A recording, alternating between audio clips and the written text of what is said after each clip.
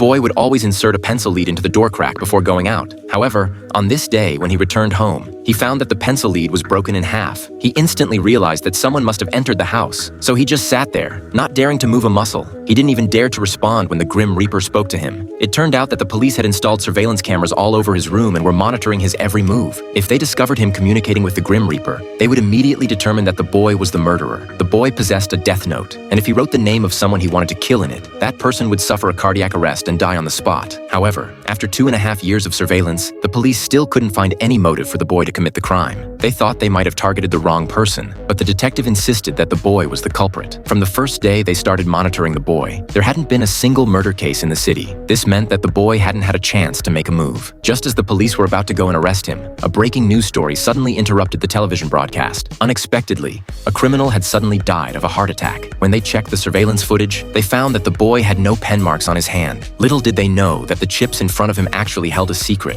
It turned out that Jesse had sensed something was off early on, so he hadn't communicated with the Grim Reaper during that time. Cautiously, he had used the chips as a disguise, secretly writing the name of a criminal inside them. As a result, the police gradually let their guard down around him. Jesse then started to become arrogant. He openly brought the Grim Reaper with him on a bus and provoked a man. The man, frightened by the Grim Reaper's appearance, quickly ran away. However, as soon as he opened the door, he was hit by a speeding car. Faced with such an arrogant Jesse, the police detective openly declared that he would make the real culprit appear tomorrow.